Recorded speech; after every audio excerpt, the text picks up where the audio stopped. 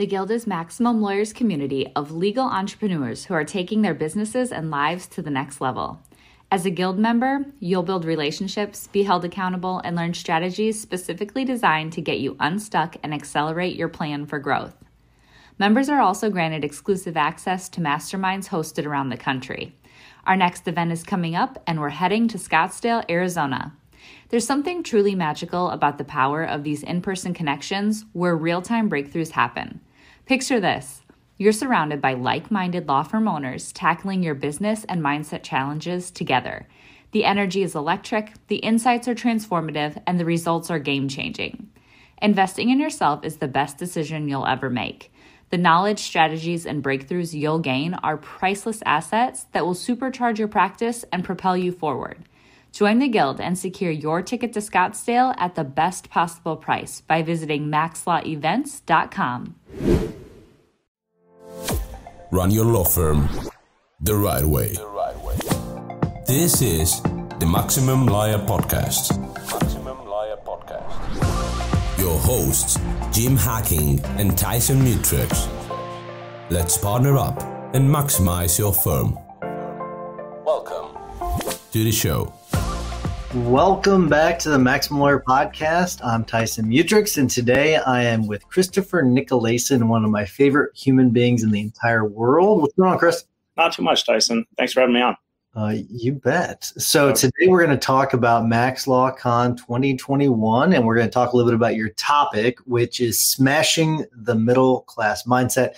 And as you mentioned right before we went on, like this is a topic that we gave you. However, it's a spin-off of what you've already presented to the Guild, which we were just floored by. It was amazing. So you want to talk a little bit about the topic in general? Yeah. So the topic in general is interesting because my talk from last year at the virtual Max Law due to the pandemic was kind of just a history on failure and what I call kind of like failing my way to success, or finding success one failure at a time. And it's for me, I grew up, a lot of it's just personal history. I mean, I grew up in a house, I wouldn't even say it's middle class. I think that's given us a lot of credit. We were dirt poor. My dad talked to us about the one time that we had, all we had to eat for a week was a bag of chips. And he's like, you remember that? I'm like, I have no idea what you're talking about. And I mean, it's probably something hidden deep back in here. You know what I mean? Both my father went through a little bit of VOTEC after high school. My mom went through 11th grade. Both had their own addictions and health issues and things like that.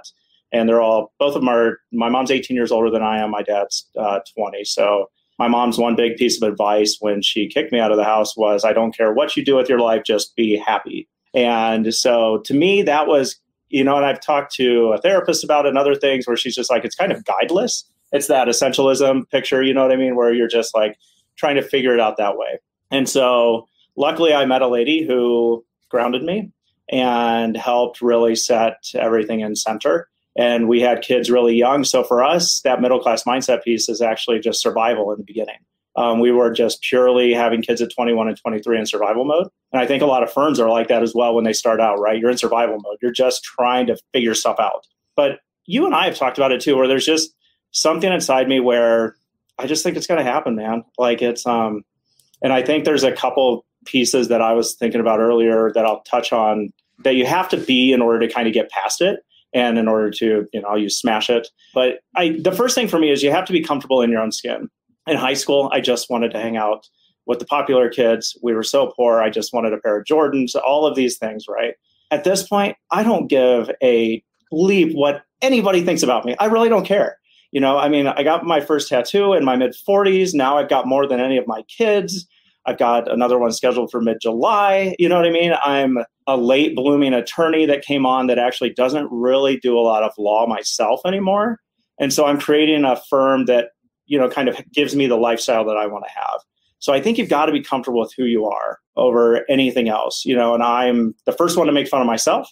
And I'm okay with, other people talking about me. Not a lot gets to me in that sense. So that's one of the first things. So, and let's not give away too much of it, but that's a good one. It's funny, you mentioned VOTEC, and the first thing is like, how many people do you think actually that are watching this, they're lawyers, know what that means? Maybe it's a common term, but like I feel like in like growing up, I know what it meant. Like, I wonder how many. I think it's bigger in the Midwest. I mean, I grew up in Ohio, so it was a big deal. I mean, so you could do your junior and senior year at the 2-year tech school. My middle brother did it for carpentry, but you get, girls going to do like hair salon stuff or what have you, things like that. So it's kind of the associate's degree in a sense during that time. And so, in a sense yeah. Oh, definitely. Yeah. Yes. Because there was a really, like, at least for me growing up, like, okay, you don't do anything, you go to tech or you go to college. Like that's your 3 paths. Yeah. One of those 3 paths. Oh yeah. Sure. So, okay. So, and it took you a while to get past that. Like, so what, like, was there an event in your life that led to that? Was it just over time you finally just smashed through? Like what was it that led you? Because I'll be honest with you, like, I feel like the first time you and I met, you had not quite gone through it yet.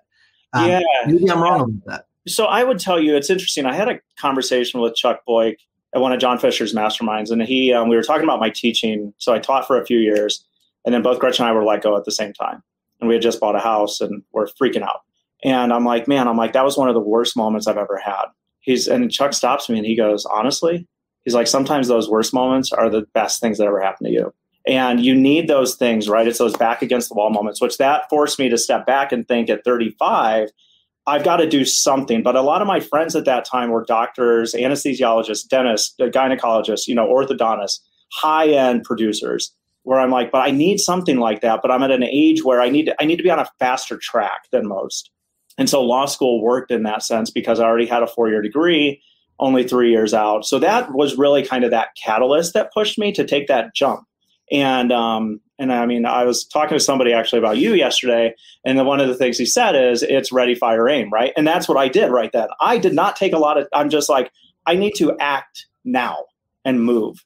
And then the law school has its own thing of like really humbling me in a lot of ways, but also showing me that I can do that thing. I mean, we all sat there at orientation and it's look to your left, look to your right. One of these other people will not be here by the end of it all. Well, the thing is I shouldn't be here based upon the way everything was done, right? And so it's those kind of things that got it. And then I think it's been me meeting other people that have been successful and done things that have empowered me, not to be them, but to actually get to a spot where I can level up and kind of create what I want. I mean, so I've thought about this quite a bit, and it's funny the comment you made about the ready, fire, aim, or ready, fire, aim. Yeah. So it's like, if you really dissect all of the people that Jim and I have spoken to over the last 5 years, and like all the successful attorneys we talked to, the ones that are effective and are good and they're doing well, they just take action. I mean, that's one of the number one things, is just take action. Yes. So do you feel like some of your fears that were holding you back, that were preventing you from doing that? I think it was the lack of knowing what to do, right? Having any direction in the beginning, because I didn't know. I'm like, how does one know how to become a lawyer or how to become a doctor or what have you to get to that next level? I thought when I got my bachelor's that it was the whole world was going to open up. I'd have this communications degree and life is just grand. And then I got a job at the ABC affiliate in Vegas. I was making $9 an hour doing their nighttime audio. I'm like, I made more in retail than I did at my dream job.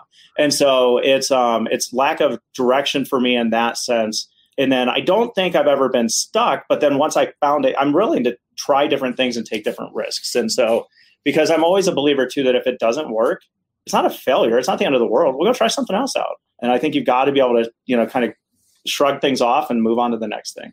That's it. Just reset and keep going. Yes. Absolutely. Yes. All right. Last question I'm going to ask you. So what are you excited about when it comes to the conference? Okay, I was thinking about that because I remember you talking to Lefkoff about that. So for me, actually, and I want people to think about this, I don't actually remember a lot of talks specifically. But what I do remember, and I want you to think about the nuggets that you're going to get. And it's like, it's the Yoda thing, the chicken nuggets. But the reality is that nugget that I get in having a conversation with you at the Filevine conference, right? So to me, it's those nuggets of talking to Umansky for a few minutes or talk with Chuck. It was a couple minutes, but it's vital because if you can get those little nuggets, those are going to be the things that stick with people. So if you're new to Max Law, the conference, I say get up out of your seat and go talk to people. This is stuff that people want to talk about. All of us like Jones out about this stuff. So we want to talk to you about it. For people that are just starting out, we want you to get better and we want you to try new stuff. So that's, for me, it's always the little nuggets that I can kind of just pick out of, from people. Love it. Speaking of it, you're 100% true, and there's going to be a lot of opportunities for that. Yeah, I'm really excited to be out there. Awesome. Thanks, buddy. Appreciate it. Thanks for listening to the Maximum Lawyer Podcast. To stay in contact with your hosts and to access more content, go to MaximumLawyer.com. Have a great week and catch you next time.